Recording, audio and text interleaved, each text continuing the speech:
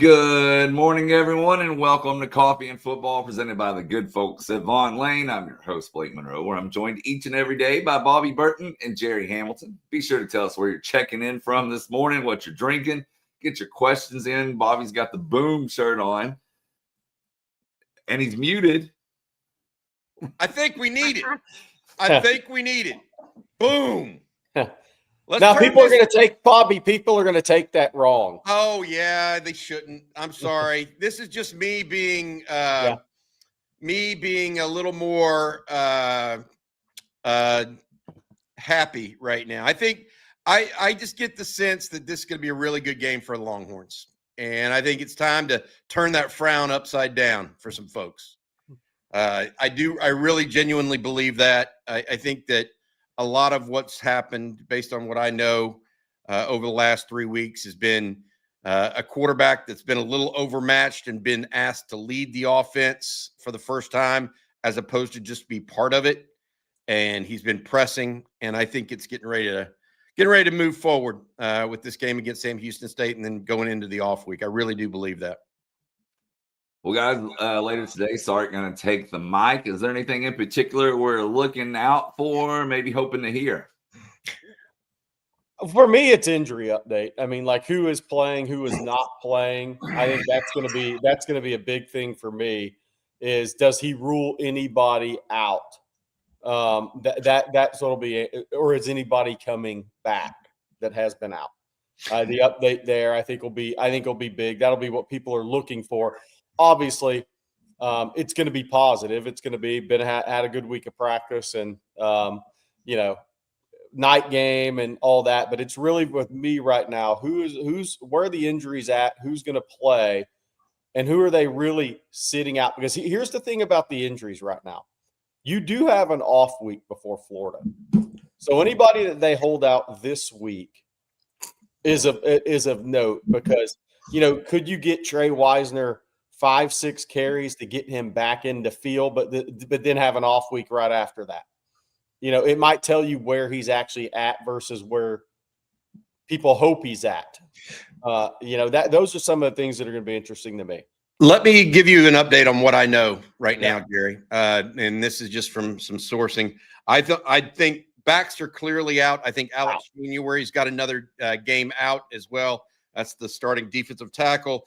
Starting running back, the other starting running back, Trey Wisner, I believe is going to be held out yet again on Saturday. That will give more touches to James Simon, and I do think that he has some juice to him. I believe that DeAndre Moore, though, may get a chance to come back a little bit. So of that group, I do not think Emmett Mosley will play this week yet again. So his return is scheduled now for the month or for October, when Texas goes to Florida. So I feel like I've got a good idea on injuries. I am a little the one I don't know for sure on, or that I'm a little unsure of, I guess would be a better way to put, is Kobe Black. Yeah, and exactly what he's going to do. But I don't expect to see Wisner this weekend. Could we, to your point, see 5 carries? Maybe, but I'm not feeling that way. I don't think Baxter. I don't think we'll see January. I think we will see more at this point.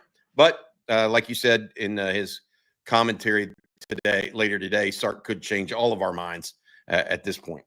Yeah. So, I mean, the reality for the Texas offense, for me, is they're going to be successful against Sam Houston. Sam Houston's a bad defensive team. We've been through this, and they're not even close to a UTEP or San Jose State in terms of defensive football. But Texas is going to have to pretty much restart the offense in SEC play, with so many guys being held out since Ohio State. In the case of Trey Wisner, Emmett Mosley hasn't played. DeAndre Moore, obviously he was in protocol. He should be back this week. But it's going to be almost like a restart of the offense going to Gainesville, which is going to be interesting, which pretty much then gives you a week to kind of put some of these guys back into game action before Oklahoma. So that's what's going to be interesting to me. Is I don't just think, hey, these guys come back and it's just going to be free flowing and great. I don't think it works that way. Florida is actually going to serve as what should have been a UTEP game for this offense. So you're on the road at Florida, and that's when you're going to be your healthiest on offense this season. Fingers crossed. Yeah. Fingers crossed that nobody has setbacks, right? I, That's what's the tough thing is this is where you'd wanted to be, San Jose State or UTEP, and that's actually where you're going to be for Florida. Hey, Jerry, just talking about injuries. The SEC requires coaches to put up injury reports. Did you see the Oklahoma Auburn injury list? 7 Oklahoma offensive linemen listed as questionable, doubtful, etc. I'm pulling that up right now. I mean, it is an amazing list. I was like, holy cow. So, yeah, Troy Everett, Jacob Sexton, Jake Taylor are all out. Fasusi. Questionable Fasusi, Fabici, Isaiah Dent. Yeah, Marvin Jones then is questionable at the edge. Zion Kearney. They got a lot more injuries than Auburn has for that game. I'll say that. Yeah, that's what I was getting at. Look at that offensive line. That's issues. I mean, period. Yeah. So. Yeah. And then you go down because I hadn't taken a look at that. South Carolina and Missouri are both pretty healthy for their games. But yeah, Oklahoma's got some unless they're playing the ultimate game of possum, you can't be playing possum when 3 guys are out. I mean, so that they got some serious injuries on their offensive line. Yep. And somebody, Juan Gomez, mentioning R. Mason Thomas out for the first half of that game too because of targeting. Good call. So yeah, that's good stuff. Well, that's probably the game of the week this week in the SEC. I'd say Auburn going to and Jackson Arnold going to Norman, Oklahoma. Hey, if you don't mind, Blake, I need to tell folks about our friends over at Vaughn Lane before we get going further in today's show. This fall, the biggest games and events are calling, and Vaughn Lane is the best way to get there. It's a night game in Austin on Saturday. You could take Vaughn Lane on Saturday morning, go back on Sunday morning, skip the airport stress, forget that long, exhausting drive. Instead, step aboard a Vaughn Lane motor coach where every seat is first class. Your onboard attendant serves complimentary snacks, beverages, and on select trips, full meals so you can arrive refreshed and ready for kickoff, the concert, or the race. Booking is now open through November. Lock in your seat for Texas versus OU in Dallas. Head to F1 or ACL in Austin. Big football weekends in Nashville, Houston, Dallas, and Fort Worth. Vaughn Lane connects Austin, Dallas, Houston, Fort Worth, San Antonio, Nashville, Atlanta, Memphis, and new routes including Knoxville, the Woodlands, and Plano. Reserve your ride today at vaughnlane.com. Use promo code OTF25 to save $20 on your first trip. That's OTF25 to save $20 on your first trip. Vaughn Lane, your private jet on wheels. I will say this from the Oklahoma-Michigan game, all 5 of their offensive line starters from that game, Fabici and Fasusi they're questionable, but all 5 starters I think will play from that game. Now, how does that offensive line look when some of the other guys that are out get back healthy will be the question. All right, one thing we haven't done this week, fellas, is look at the line and the weather like we normally do. And, we've been having high 90s, it seems like, the past couple of weeks. Well, it's going to be a little nicer. 75, it says mainly clear, but humidity at 71%. But hard to argue with that 75. And, of course, Texas, a 40.5-point favorite. Over and under is at 51.5. I'm all for this, man. 75 degrees. This is football weather now. We're getting into better weather overall. We'll have guys. We'll be out there early with the tailgate as well. So please come stop by if you want to. Blake will put that information in the chat. But look, as far as the spread, Jerry, I told you, and we did our breakdown. Rod, CJ, and I did the breakdown yesterday, and I went really big for this game compared to others. And I'm just feeling it for some reason. I went 56-0 Longhorns over Sam Houston State. I think it's time for Texas to play loose. I really believe Arch has just played tight all 3 games. He's got to start letting it rip. And I think people are getting in his ear enough now where that's going to be heard. Get back to just playing ball. Get back to where you were 26 of 31 against Mississippi State and stop being in your head so much. Go enjoy yourself. And I do believe that Sam Houston State is one of those teams where he can allow himself to do that, where it's more, hey, let's go have fun. Let's go play some ball, etc. So I went big, 56-0. What did you do on that? Bring that back up, Blake, if you would. So Sarasota? No, the line.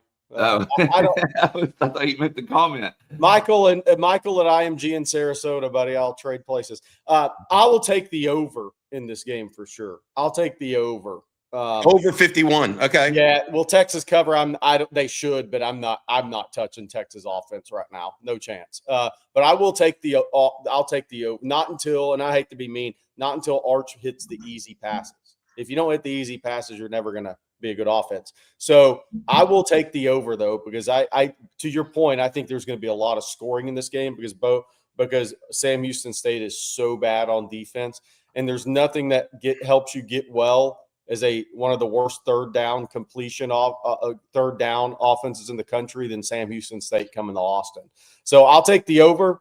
Could that be, I don't know, 56-7, 56-10, 52-10? Something in that area code, that I do think it's going to be a high-scoring game. I do think Texas is going to score points. But, again, I'm going to say what I said all week. I want to see how those points are scored and what it looks like to see if there's progress. And we won't know that till Saturday night at 10.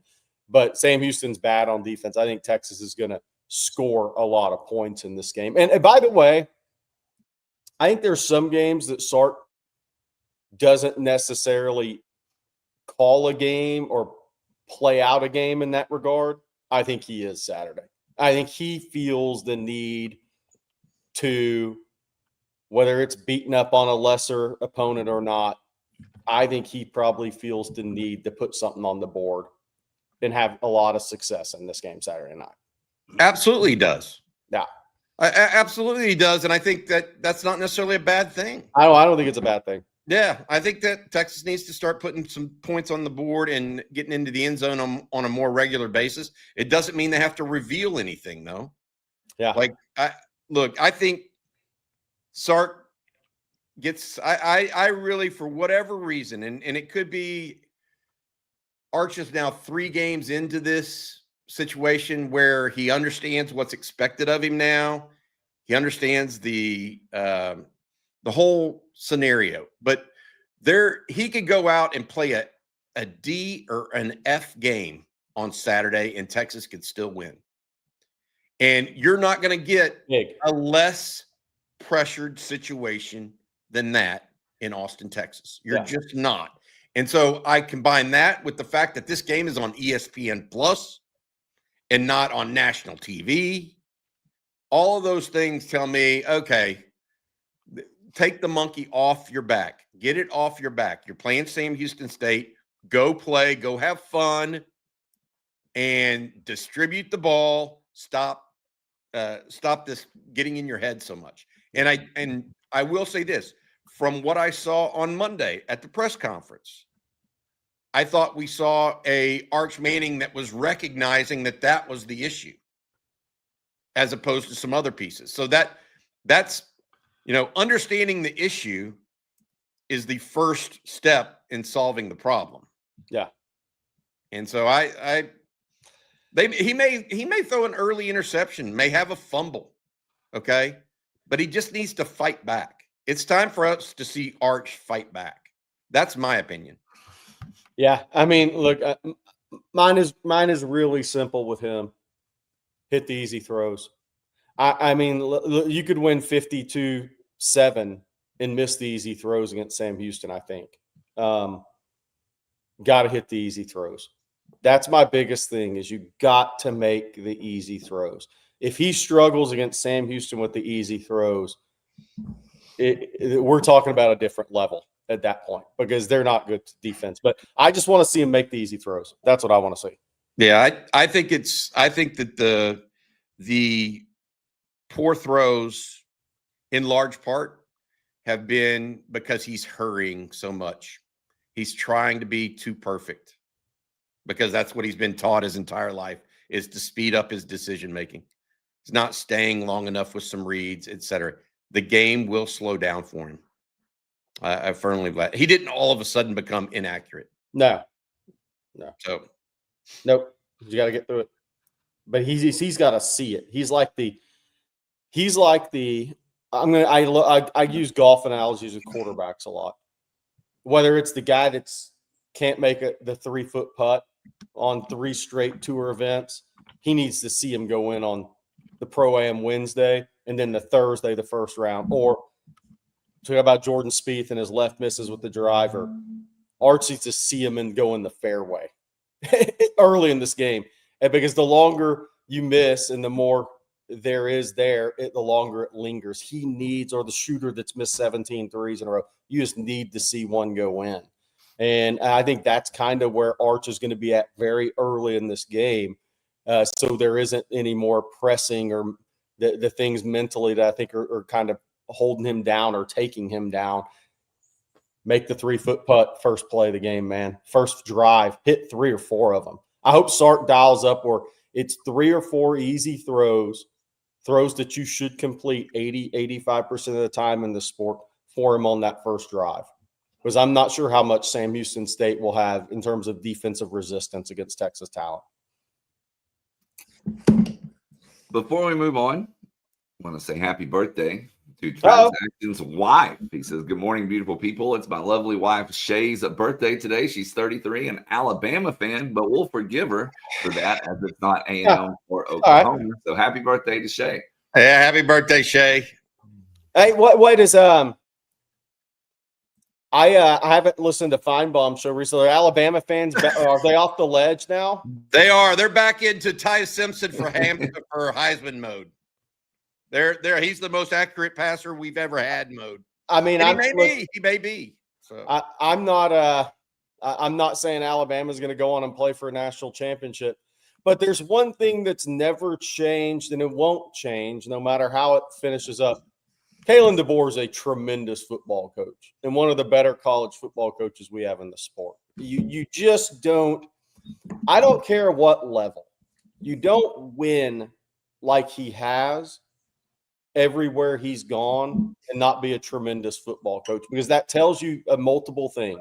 That tells you, number one, he knows how to evaluate coaches and put a staff together.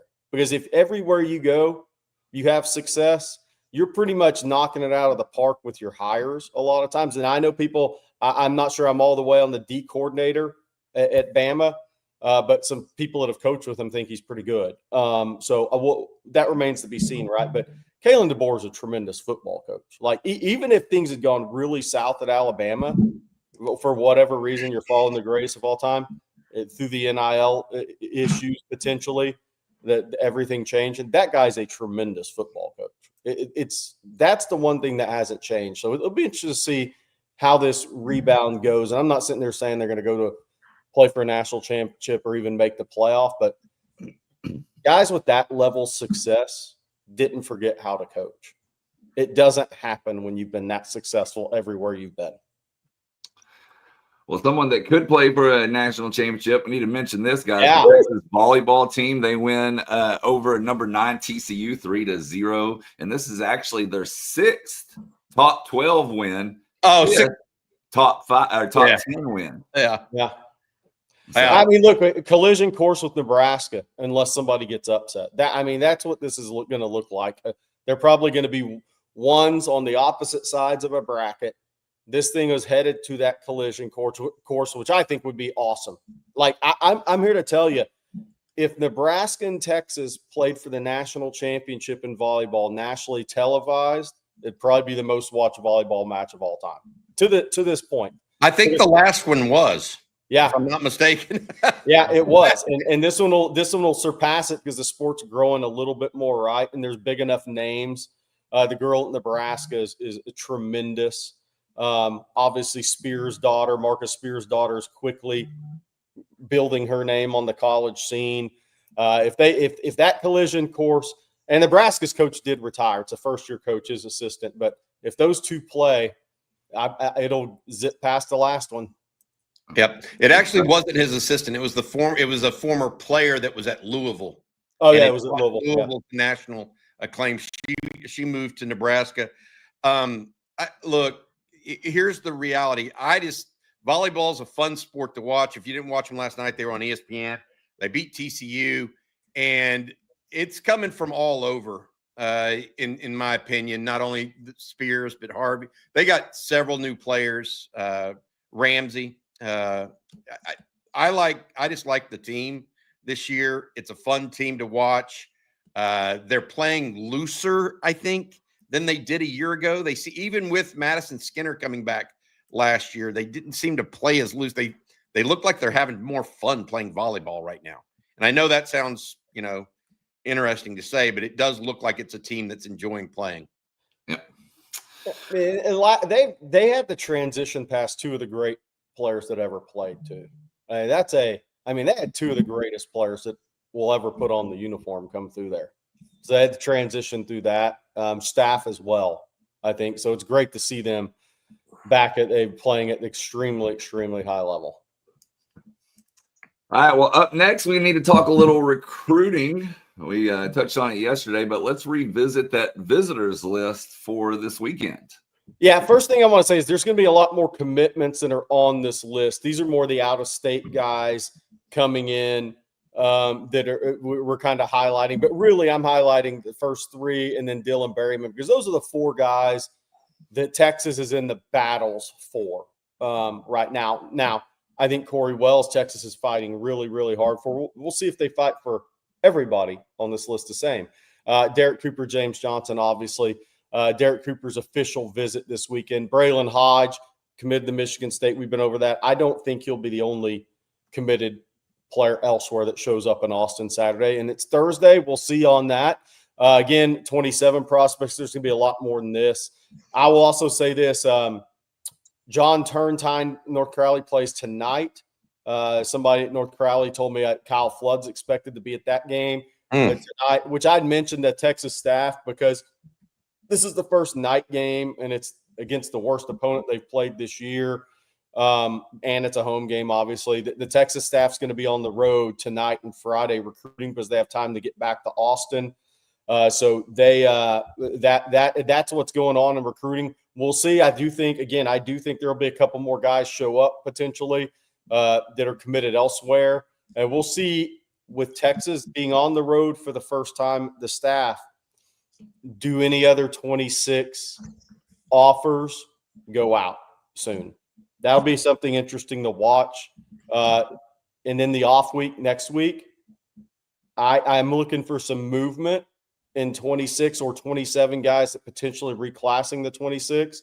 I think where the Texas boots are on the ground in the next week is going to be pretty telling in recruiting for some guys in this 26 class. The staff's going to be in Florida. They're going to be in Georgia. They're going to be hitting some of those guys. The one I'm watching, we don't have the answer yet, is will Texas make a trip to Honolulu to see Malachi Lee in the off week? That's a long trip to make, but from a recruiting standpoint, that would show a lot to a kid like Malachi Lee.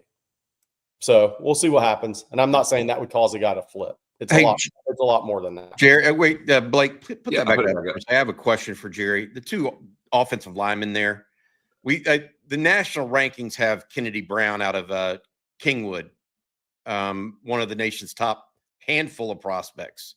But you've long said that Ismail Kamara and Brian Swanson are every bit as good as anybody in the country. Yeah.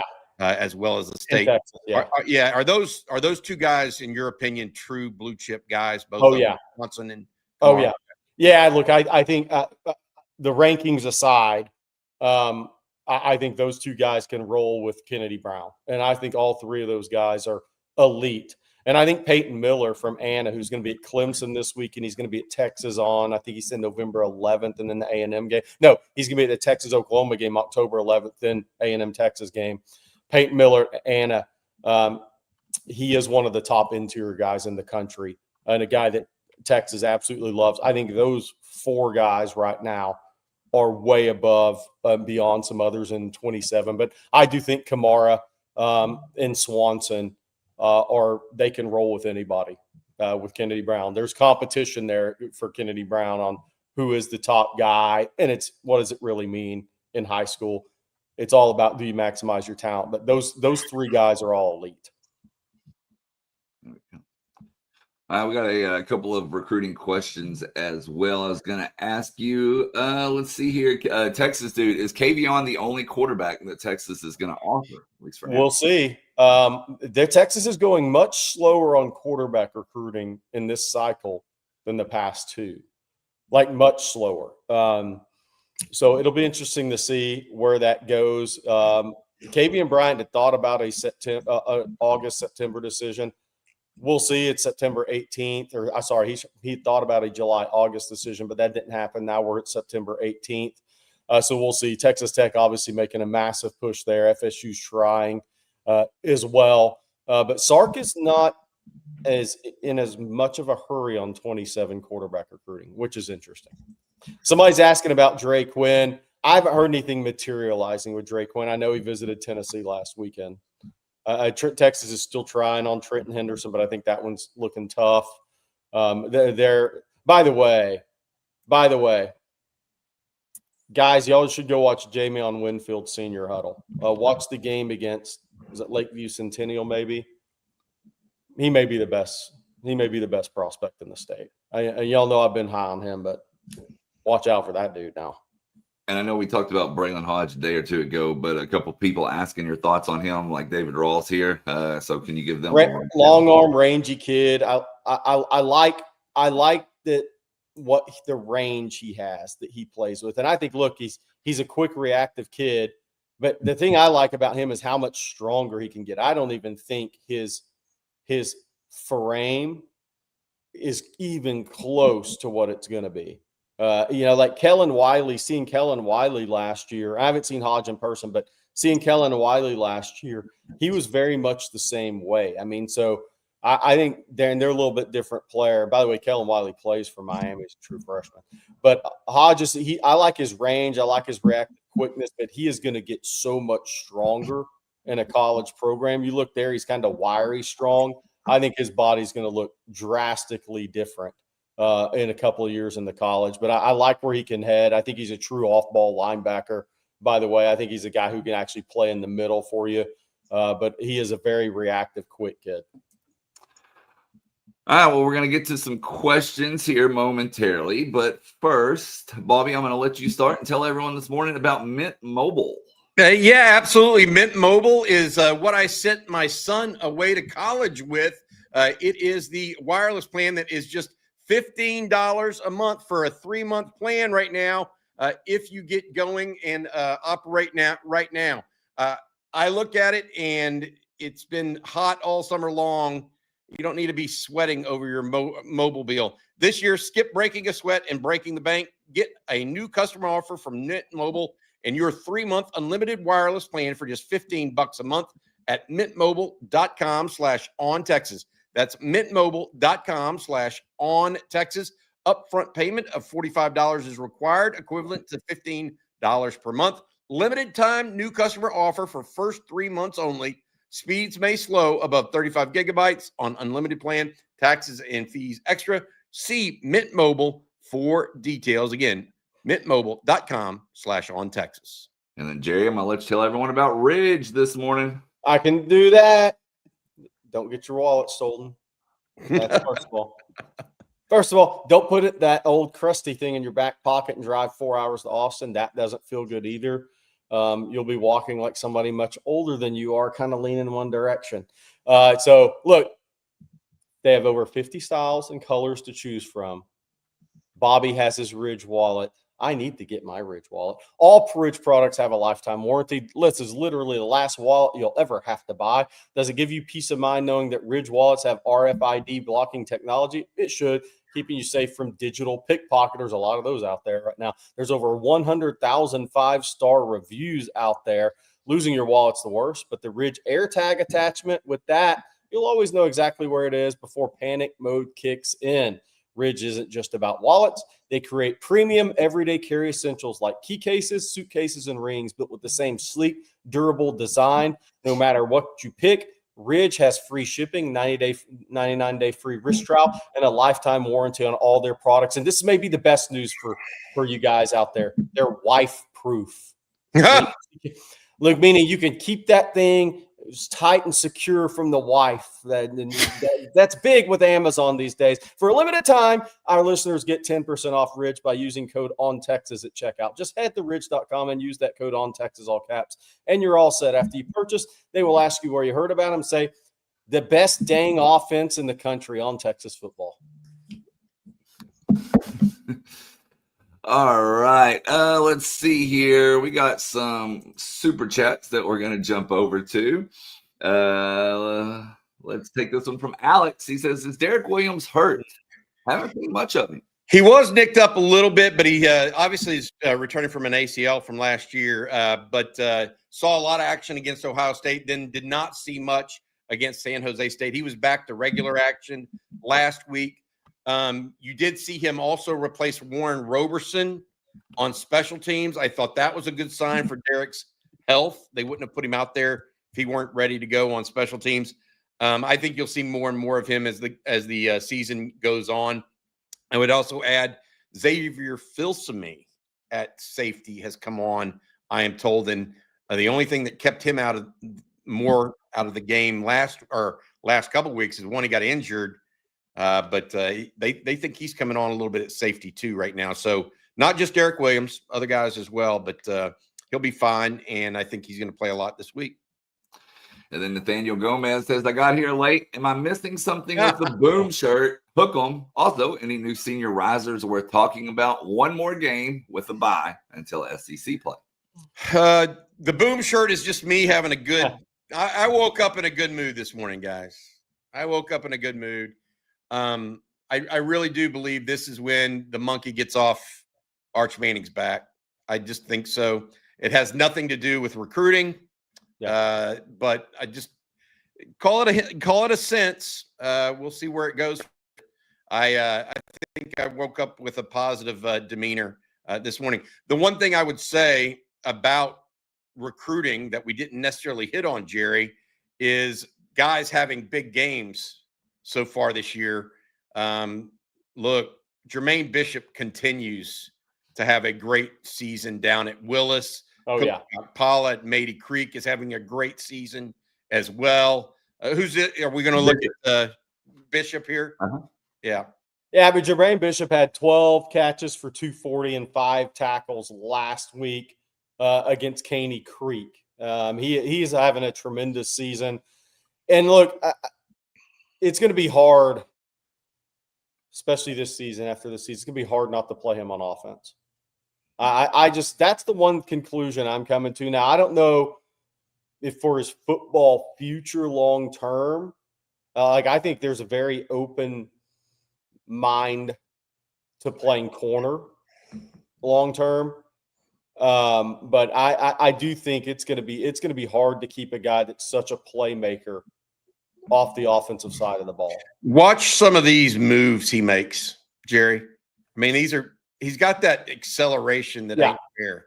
Yeah. I mean, it's going to be hard. He can make people miss in a phone booth. And here's the thing too. He's wiry, naturally strong yet right now. Wait until he's 180 pounds. He will be that. He's not going to be 162 pounds his whole life, like 165, 167 pounds, like Worthy or Devontae Smith. He's got a little bit of a thicker lower body than those guys at the same age. I think he's going to be a guy that's 180-ish pounds when all's said and done, maybe 177, 180. But I have a hard time not playing that guy on offense right now. By the way, he's going to be a tremendous punt returner. And obviously right now, after watching the Texas offense this season, it's easy to say, oh, just put him on offense. But I don't know. I think he's got a natural gift for after the catch. I think he's got a natural gift. By the way, the other thing on recruiting I did want to mention, because there's been some questions, and I haven't. Dylan Jester said, any updates on basketball recruiting? By the way, Sean Miller has media availability at 1:30 today. Jeff Howe's going to be there. I may roll in for the last part of that. But Darren Rippey, 5-star guard on campus this weekend. 5-star Anthony Thompson, a lefty, 6'9", forward that can really shoot it. I've seen him a lot in AAU. He's in this weekend. The hard thing in basketball recruiting that all these guys are dealing with is from Rich, by the way, Richard Wesley's having a tremendous senior season, or was last time I looked, is with basketball recruiting is these guys NIL ask is pretty high at the high school level. And with all the international kids coming over the college basketball now, that puts these college coaches in a very interesting situation because you have a portal kid and now you have international kids that have been playing against pros for 2 and 3 and 4 years in some cases that can be more of an impact guy in college than a lot of these high school kids. So it's making for some interesting decisions because I think right now some of these the highest ranked basketball prospects, NIL ask through their agents is a little unreasonable compared to where this college game is. So it's going to be really interesting to see. I think Bo Ogden makes his official visit the following weekend. I still think Texas is in a great spot with him. I think they're in a pretty good spot with Austin Gooseby, Duke's real competition. He's at Baylor this weekend and BYU the following weekend. But then Texas has a couple more 5-star guys coming in at the end of the rest of the way. But I think if Texas gets 2 or 3 high school guys, I think they're going to be extremely happy. A couple of guards and maybe that big that can shoot the basketball, I think is ideally what they're looking for. All right, then we have a super chat from, let's see here, Frantic Longhorn. He says, is Arch having good or bad practice this week? I'm hoping for bad, so he'll have a good game. A little reverse psychology. Yeah, there you go, Frantic Longhorn. Thanks for the super chat. We already had good practices early in the week. We'll see if Sark, what he says today. Jerry mentioned earlier that he'll have his Thursday press conference availability here at about 11 a.m. Jeff Howe and CJ Vogel will be there for that. My take on this is Arch has had good practices before. I mean, look, we've talked to so many people that have attended practices and scrimmages inside the building and out. And Arch has not shown who he is to date in practice on the football field. He has had bad practices, by the way. He's not perfect. But by and large, they are good practices. So let's see what happens here this week. I am encouraged at this point. By the way, we need to talk about I've got to get out of here a little early. No spring portal window became official. Bobby, I know you posted something on the site. We haven't really hit on that. Ski Breck's asking about that. To kind of hit on that, what the effect on coaches that will have, not having the spring. The college coaches were all for just the one window in January. All for the biggest, talking to college coaches, Bobby, and I know you did too, the biggest issue they had with the spring portal was knowing who your team is. Like going through spring practice, then guys just exiting the door. And I totally agree with this. It should be the one period in January. It should not be a spring period. These guys, you have to know who your team is. I mean, you go through spring practice and lose 20 guys. You're not going to be able to make that up in the portal period. And I just think in guys getting recruited out from under you during spring practice, there's something about that I've never liked. I hate it. I hate it. I mean, the G5s have literally no chance because, in spring practice, guys, college coach, the major college coaches, they hear about something. Oh, this guy's having a great spring. Everybody knows somebody on all these staffs. And the next thing you know, that guy's getting taken away from you. Think about all the quarterback movement in the spring, last spring. To me, that's BS. It's changing the game for the worse in football. So I'm glad they're making this change. Yeah, I'm glad they're making the change. The question is, is that also equally as good for the players? I think it's good for the game. It's good for the game. I think it's definitely good for the game. There's no debate there. The question is, why do the players think that it's good for them? What if coach leaves or a position coach or a coordinator leaves in, January or February, and you're already on that thing and lost the opportunity to get on campus or to go somewhere else? I think that, and this is what I want to say to this, okay? That's why I think we need collective bargaining. If you're going to take things away from the players, they need a bargain for what they get in return.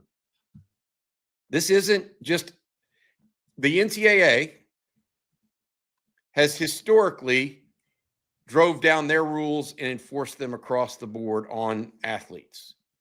That time has passed. And until they understand that, it's going to, and until we get to that place, it's going to be this entire morass of making people just go back and forth and create new rules. Jerry, you wrote about, well, they're going to go to this 5-year rule now where you get 5 years to play 4, no matter how you do it, or 5 to play 5 even, whatever. Yeah, that's technically what's coming. It's going to be 5 years. In the past, you've had 5 years once you graduate high school of eligibility, right? And obviously there's some challenges going on with that. But it's always been redshirt year, 4 years to play, not 5 years to play. College coaches are actively telling kids in the next 2 recruiting cycles right now. I actually heard one of those calls that it's moving to 5 to play 5.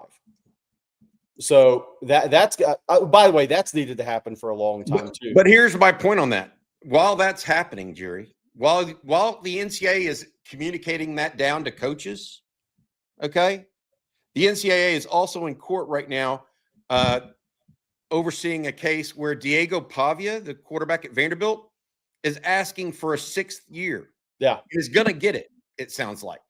And so all of that communication down from the NCAA is all rubbish. Yeah. Well, that's an easy thing to do, though. That should be an easy thing to do. You get 5 to play 5. You're not really changing it. It's not an easy thing to do because what if you spend 2 years like Diego Pavia did in JUCO? Well, that's what the point is going to end up being. In Pavia, I don't know if Pavia is going to win this case. It's eventually going to 5 to 5. It's going to happen. So what's going to happen with that is okay, well, then you're going to have to make a decision. You can play 2 years in JUCO and have 3 years at a D1, or you can play 1 in JUCO and have 4 to D1. But it's eventually going to happen. It may eventually happen. I think it's going to happen soon. I think they're going to rule that they're going to try to do it. Yeah. And then Diego Pavia is going to blow it up. That's my point. It's like that's called reshuffling deck chairs on the Titanic. Yeah. That's what the NCAA is doing. This is one, by the way, where I really like Diego Pavia, and I would tell him to get out of college athletics. And I'll take a stand on it because I'll be like this. Look, 5 years to play 5 is a great rule for college athletics. I agree. And I'm here, Diego Pavia. He would kick my ass. That's fine. But I'm here to tell you, leave. It's time to go. This needs to be a 5 to play 5. And it's going to happen. All right, Jerry, I know you got to get out of here. Got to hit the road. Hook 'em, Jerry. I'll see you later. Hey, by the way, Jerry and I will be at Hole in the Wall this afternoon, 4:30, starting. Myself, Jerry, Rod Babers, Jeff House, EJ Vogel will all be there, along with Texas kicker Mason Shipley, as part of an NIL deal with Hardgrove Roofing. Stevie Lee will be there. He's our ambassador for Hardgrove Roofing here at On Texas Football. Make sure you come out. We're going to do a live show. It'll be broadcast here on Texas Football later today. That's Hardgrove Roofing. All right, Bobby, we got Will Matthews coming up in just a second. But first, I need to tell everyone this morning about Prize Picks because we make decisions daily. But on Prize Picks, being right can get you paid. And with football here, it's time to make that money. Prize Picks is simple. You're just going to pick more or less on 2 to 6 player stat projections. You get it right, you win. That easy. It's the best way to get in on sports action in more than 40 states, including California, Florida, Georgia, and, of course, right here in Texas. And I'm back on the football action this week. I got Carson Beck having more than 271 yards, John Mateer to have less than 254, Justice Haynes to have more than 82 rushing yards, and I'm taking advantage of the Prize Picks max discount of Patrick Mahomes, as you see on the screen there, having just more than a half a passing yard. That's a no-brainer. So come join me on those picks or make your own in less than 60 seconds. Download the Prize Picks app today. Use code ONTexas. You're going to get $50 in lineups after you play your first $5 lineup. Again, code ONTexas will get you $50 in lineups after you play your first $5 lineup. And that's Prize Picks. Run your game. And then, Bobby, I'm going to let you tell everyone about Duck Camp as well. Yeah, each and every Saturday during for our tailgates, Duck Camp is giving away a $200 gift certificate. Congratulations to last week's winner, Carl Whitehurst, who watches the show here. Duck Camp makes gear for folks who live for being out there, whether that's in a duck blind at sunrise or on the 40 acres for a Saturday kickoff. Born right here in Austin, Duck Camp builds best-in-class hunting and fishing apparel that works just as well for a full day in the field as it does for a long day of tailgating. From sun protection shirts that keep you cool during those early season scorchers to their iconic game series hats that feel like instant classics, Duck Camp gear is ready for football season, hunting season, and every season in between. Get out there, stay out there, and hook 'em. Shop Duck Camp at duckcamp.com. If you're not able to make it to the tailgates, they also have a special deal for On Texas football users. Use the promo code ONTexas25. That's ONTexas25 for 25% off all gear and merch at duckcamp.com. That's ONTexas25 for 25% off. All right. And let's bring in Will this morning. Will Matthews, how's it going?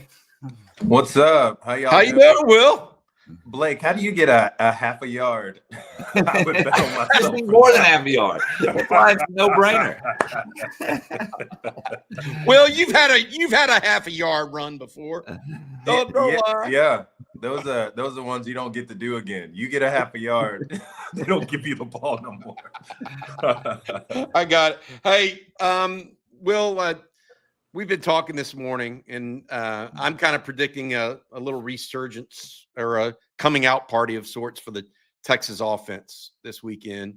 I just think it's time. I think that it's time for Arch to break out a little bit. I think Sam Houston State's the team to do it against. What are your expectations going into this weekend? Yeah, my expectations is similar, very, very similar. I feel like they're poised and ready and, have been through the ringer a bit here over the last couple of weeks. I think the hard part is as a fan, as an ex-player as well, and, being close to that locker room, I feel for the offense and Arch. I want them to do well.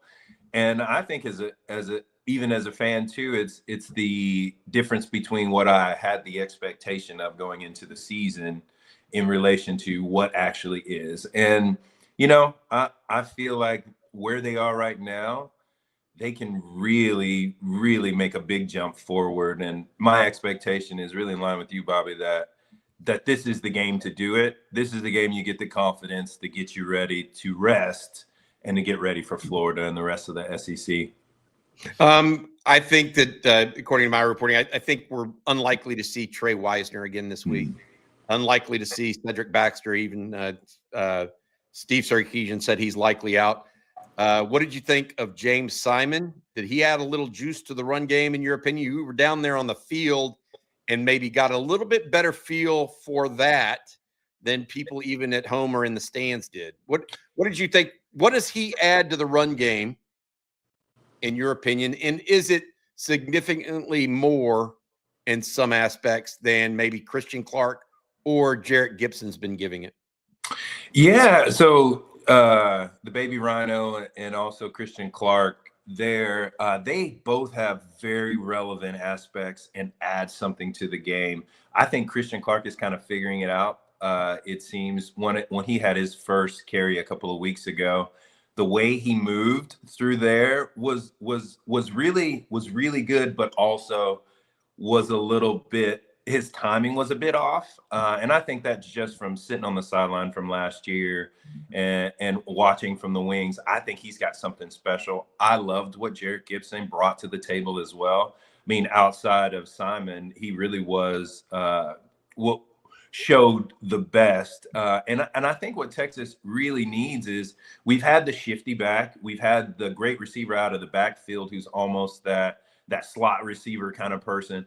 But we do need that downhill We've got to have that downhill punch, and Jarrett Gibson gives that. And what Simon does is he's a bit of all of it.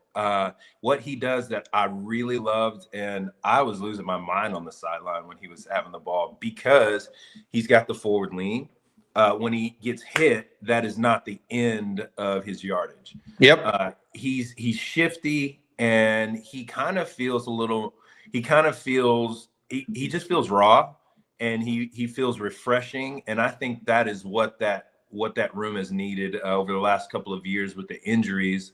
There's been a lot of eyes there, and people have really wanted more. And I think he carries that, and especially can hold the backfield while CJ and Trey are healing up. He should help Arch this weekend, because I my thought process is, and I like Christian Clark, I like Jarrett Gibson just like you do, Will, but I felt like he gave Texas a little more juice, be the big boy bully team, because he does, even though Gibson's a downhill runner, he doesn't, I mean, he ducks his head on contact. And when he does that, he doesn't see any holes. Yeah. Simon kind of doesn't mind the contact, but keeps his head up and still running. I just think that's going to be something to watch as we look at Texas trying to get their offense going. What about third downs? And what about Arch Manning, though? Where's your head at as far as that's concerned? Like I said, I'm in this thought process that I think they're getting ready to really turn the corner. Are you that way? Or are you in full on prove it to me mode, buddy? Where are you at? Well, I mean, I've downgraded my expectations. So where I have seen the most success, and we're not talking about what's possible with Arch. I'm talking about what I saw. Yep. What I saw was when that guy gets the ball in his hands, and he is moving, especially when he is running the ball, specifically on the quarterback running game, he's very, very electric. And what I have seen is once he has gotten his legs moving, he's got a bit of contact, even his throwing motion and the way that his presence in the pocket seems a lot more confident. I think what Texas has got to do is just kind of reverse the script, where we've come out and done the play action pass really quickly, or tried to get Arch that kill shot down the field. I don't know if you come out and just use his legs right off. Get him comfortable, let all the willies, let them work out, and then start throwing the ball. I think if they were to invert that and Arch were able to get a bit more confidence early in the game with his legs, that could really play really well, especially as it comes to airing the ball out. I do think Simon brings, it seemed as if Arch felt more comfortable relying on him. Especially in the passing game. He was a consistent pass catcher. I loved what he did with the ball once he got it. So as for those three young guys, I really feel like he is kind of making the most headway. We need a little bit more data this week, but if it were up to me, I'd give him the rock. What do you do on third down to improve this team? Where and red zone, Will? What do you think? Yeah, it seemed as if we were a deer caught in headlights when it came to third down. And I think we all thought that we would have a better completion percentage on that third down. And what we 2 of 7 on fourth down, we needed that fourth down. Well, I say, here's what you do. Coach Chambers, when I first got to the University of Texas, he said, Will, what's 3 times 4? And I said, 12. He said, no, it's first down. You got 4 downs to get 3 yards, and that's a first down. Think about it in small chunks. Think about it in really easy ways to move the ball. And if you need to use that fourth down to get the first down, let's not worry about it. Use it in that way. Find a way, because what Texas has got to do is they have got to keep the offense on the field so that the defense can rest. Now, the defense has been cross-training 3 deep. And I think they've been doing that because they know that there's a possibility that this offense may not get going until later in the season. They have got to hold strong, especially in those early SEC games against Florida, OU. Mateer's looking good. They have got to be ready to go, and not just their first team. It's got to be their second and third team as well. I completely agree. I mean, we're coming up on it, right? A week off here after Sam Houston State, then head to Gainesville to play the Gators. Will, you think that the mentality and the culture inside the locker room is what you expect at this point? Much has been made the last couple of years that Texas had kind of turned that corner, right? When Sark got there, I felt like there's a little bit of infighting, disharmony between the coaches and players, even at times.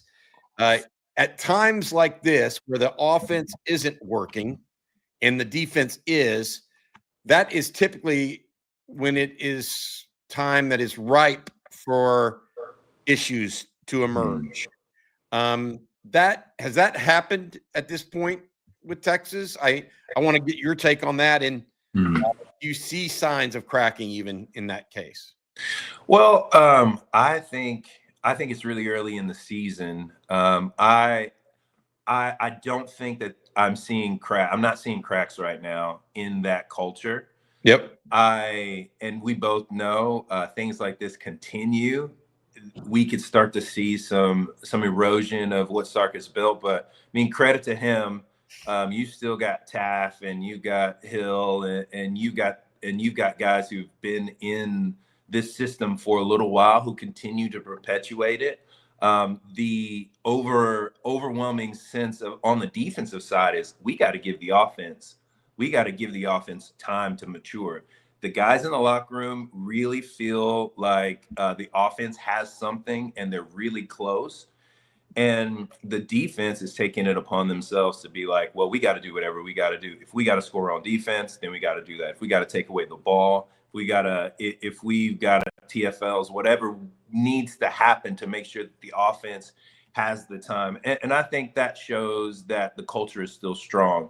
When you hear that defense go, and they start, and that's where the infighting starts to come. The hope here is that there's a maturity level that we start to see on the field, because behind the scenes, these guys are locked.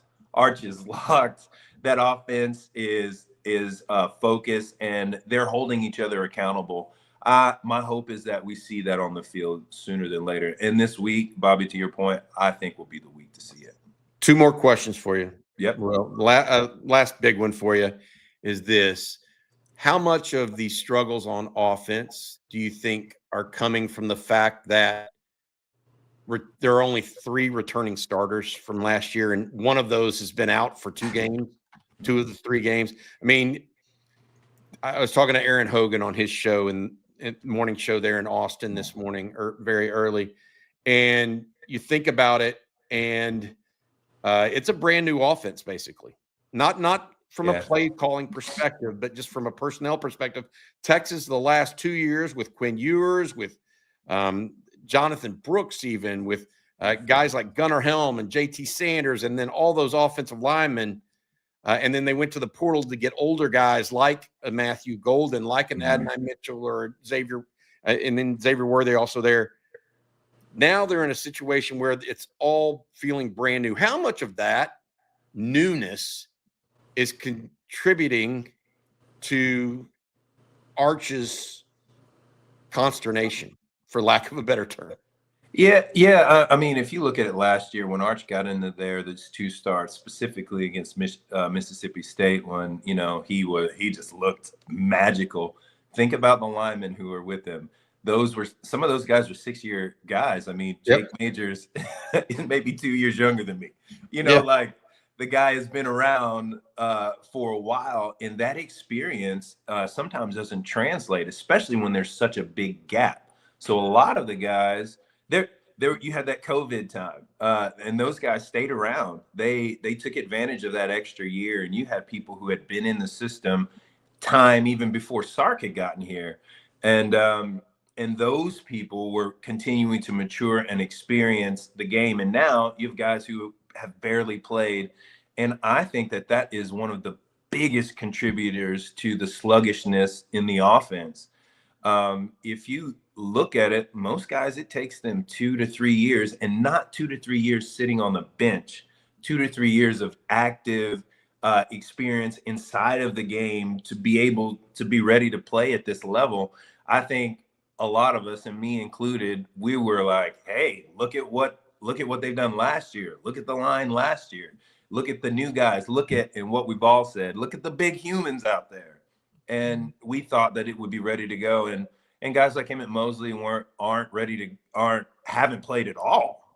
We haven't seen him much in fall ball. We don't even know what he brings to the table. Moore has been out. CJ has been limited and now out. Wisner out. I mean, a lot of the pieces to the puzzle for Arch aren't on the table, aren't active. And I can see where Arch has maybe felt, I've got to take this on myself. I've got to do this. And maybe that wasn't the way he should have been thinking about it. But hopefully as guys come back and they get a little bit more solidified, we can see something. And I really hope that this week those guys start to show, who they actually are, because that's what we're rooting for. We don't want you to do anything that you can't do. I just want to see what you have, what you've advertised, and we see that this week. It's going to be, the score is going to reflect that. I love it, because I go back to something that happened, and I think this is why experience matters and understanding matters. Remember that fourth quarter pass by Arch, where Jack Indries and Ryan Niblett ran into each other. Yeah. How many times? And the pass was actually on target for either of them if they hadn't both been knocking each other senseless there. When in the last 2 years do you remember that happening to Texas previously? And you don't, because there were people out there that had experience. And so that's some of what the whole offense is fighting, not just Arch Manning. All right, got to ask you this, Will. Last question. Your pick for the game on Saturday. What are you thinking, buddy? All right, so I am. Texas has got this one. Definitely is a win, of course, and I'm going 31-6. They have really shown the ability to score quickly and in really small spurts. I think they've got 4 touchdowns and a field goal in there. I'd love to see the special teams get a good long field goal before we walk into the SEC. And I do know the defense can hold that. I would love to see a goose egg, but just based on the past, late in the games that other teams have got on the board. So 2 field goals on that side, and 4 touchdowns and an extra point would be great for Texas. Will Matthews is not buying what I'm selling. I would have 6-0, Will. You know me, I'm always with you with that. Always, like 216-0. Let's go. Will, thanks, buddy. You be good, man. All right, I appreciate you, bud. Good stuff as always from Will. 31-6. Come on, Will. What are you talking about, man? 31-6. No, it better be more than that. Yeah, that's okay. I mean, look, I know I'm on one end of the spectrum for sure, right? Yeah, I get it. Something I got a feeling. We'll see. That feeling sometimes leads me down the wrong path, guys. But I do feel something, a little surge coming on from the Longhorns. Well, you're not the only one. Longhorn Frenzy with the super chat says, "Good morning, fellas. I agree, Bobby. I think Texas wins big this Saturday. I really like James Simon. I think he could be special. Looking forward to getting back to DKR in November. Foot surgery sucks. Hook 'em." A lot less. Simon is good enough to add to the mix and take some pressure off of Arch. I think it's a night game. I think it's not on national television. I think some things they match well with what needs to happen for Arch to resurface here. The real Arch Manning to resurface. All right, let's see here. I tell you what, Bobby, before we get to our last few super chats, I'm going to let you tell everyone about Vaughn Lane one last time. Yeah, absolutely can do that. Look, when you need to travel between major cities, you're stuck with two flawed options: fly and roll the dice with airport delays just to spend 45 minutes in the air, or drive and lose 5 hours to traffic, construction, and most importantly, fatigue. Or choose a third way, Vaughn Lane. With 22 oversized first-class seats, you'll ride in comfort while attendants offer complimentary snacks, beverages, and on select trips, full meal service. Now's the time to plan your fall trips. November booking is now open for Texas versus OU in Dallas, F1 and ACL in Austin, college football games across Nashville, Houston, Fort Worth, and more. Vaughn Lane proudly serves Austin, Dallas, Houston, Fort Worth, San Antonio, Nashville, Atlanta, Memphis, and now Knoxville, the Woodlands, and Plano. Visit VaughnLane.com and use promo code OTF25 to save $20 off your first ride. Vaughn Lane, elevated regional bus transportation. I will tell you, I took this myself about a month and a half ago, and it was a tremendous experience. I got a lot of work done and didn't even feel like I was moving. So it was a great time. Again, VaughnLane.com. Use promo code OTF25. All right, well, I think we got a few more super chats this morning, and let's start here with Texas Jasper. He says, with pro talent on the O-line last year, why did that group struggle running the ball? A&M and Clemson were the only games where Texas blocked well and ran consistently. It's a good question. I mean, Trey Weiser did pop 1,000 yards, although it happened off and on. I think that, first of all, it's hard to. How many players ran for 1,000 yards in the SEC last year? Even with the preseason cupcakes, a lot of them scheduled. Is it like 3? Is that right? Sampson, Dylan Sampson, Weiser, and one other person. So my point being that not a lot of people rush for 1,000 yards in the SEC, even with the cupcakes they see sometimes in the preseason. All right, so that's first of all. So readjust your DeAndre Foreman 2,200-yard performance playing in the Big 12 against the Kansases of the world. Okay, that's one piece of it for me.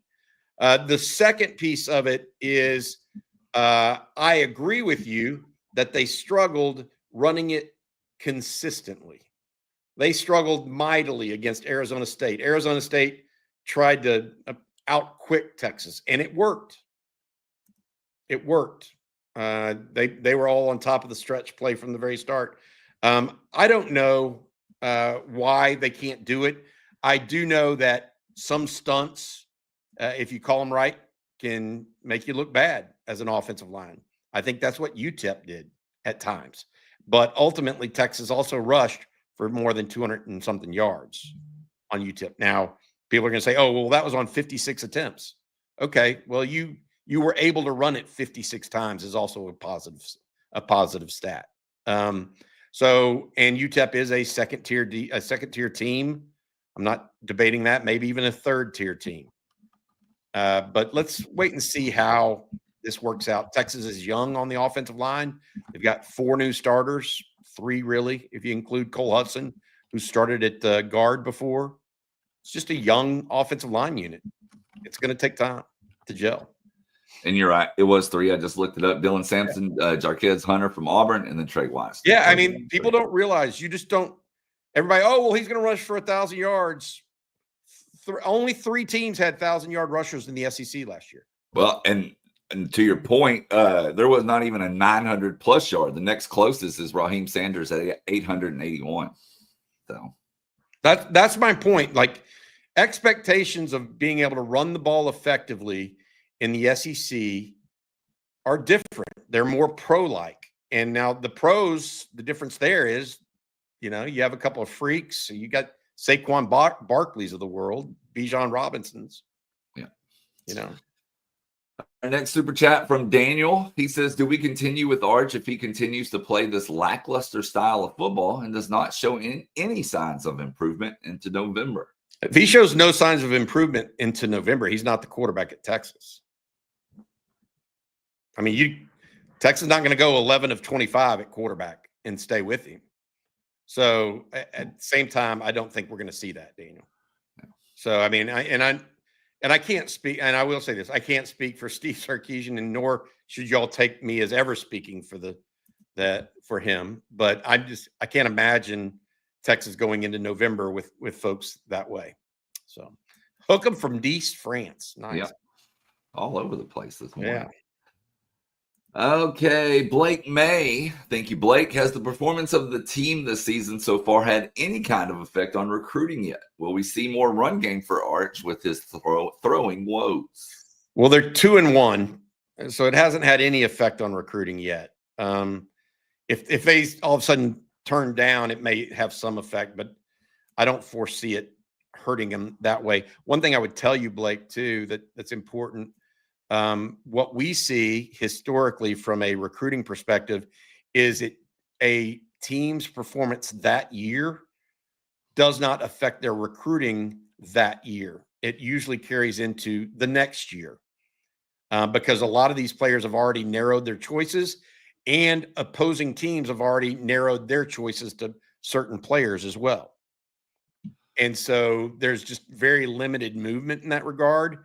That doesn't mean that one or two big guys couldn't shake loose because of a bad performance in a year. It's just you don't see it in mass. As far as will we see more run game for Arch with his throwing woes, we did in the second and third quarter, and even the fourth. So yes, if it continues, yes is the answer. And our final super chat of the day, it looks like this one from Robert. And he says, in my opinion, the players have benefited greatly over the last few years. NIL, portal as examples.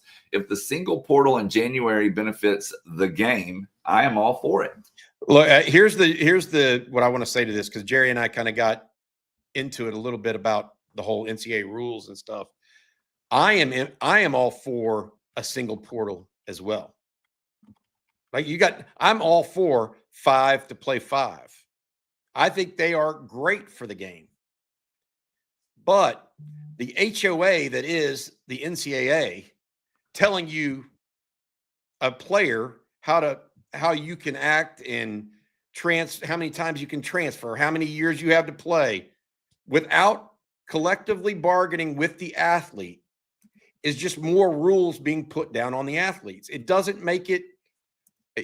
I agree with all of it's better for the game. What's the best for the game is for them to get in a room with the athletes and collectively bargaining instead of just trying to retrofit all these rules. Stop trying to retrofit everything to fit how you want it to be or how it used to be. It is a new world order. The Supreme Court has told you it is a new world order. So stop acting like it's 1984. Huh. That's a strange year to pick, but anyway, that's my point. All right, and we will do one last question before we get out of here. Let's see here. Hunter Bradford says, hey, Bobby, what is a really good game for the Longhorns offensively? And he's talking about this weekend. 500 yards total offense. Efficient and effective. That's what I think they need. They need to be able to run the ball. They need to be able to throw the ball. I want to see complete all areas of passes, long, short, medium. I want them to do well on third down. All of those things. And I think that if you want me to put numbers into it, I do. I think it's 500 yards total offense and score 50-plus points. Now, maybe one of those scores might be pick six, fumble, sack, fumble, that sort of thing. If Texas gets the ball first, they need a score. Agreed on that. I'm tired of, and I bet Steve Sarkisian's tired of it. Yeah. They need to if they get the ball at the outset, they need to go down and score and put the other team on notice instead of lagging into the game. They've been doing that for too long now. Go put the onus on the other team. Put them on notice. Make them respond and let your defense eat. Sorry. No, you're good. All right, guys. Well, that's going to do it for today's episode of Coffee and Football, presented by Vaughn Lane. We want to thank them, along with Duck Camp, Prize Picks, Ridge Wallet, and last but not least, Mint Mobile. So thank you, all those sponsors. Bobby, what do you have later today? Sark talks at 11:30 today, I believe it is. Jeff and CJ will have something for us. Also, I want to add this. We will be, instead of the live stream that's normally at 7 o'clock tonight, myself, Jerry, and Rod will be at the Hole in the Wall tonight on behalf of Hardgrove Roofing. It's their annual party that they have. It's an NIL party. Mason Shipley, if you want autographs, come out there and hang out with him, the kicker at the University of Texas. We'll be there interviewing Mason and also talking to some other folks, including Stevie Lee, et cetera. That's Hardgrove Roofing today. That gets started around 4:30 and goes to about 6:15 this afternoon. Join us at the Hole in the Wall in Austin.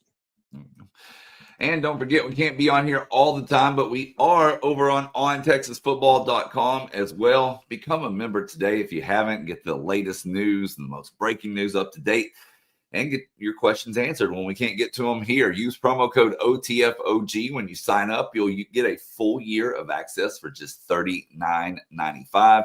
Again, that's promo code OTFOG. That offer is for new subscribers only.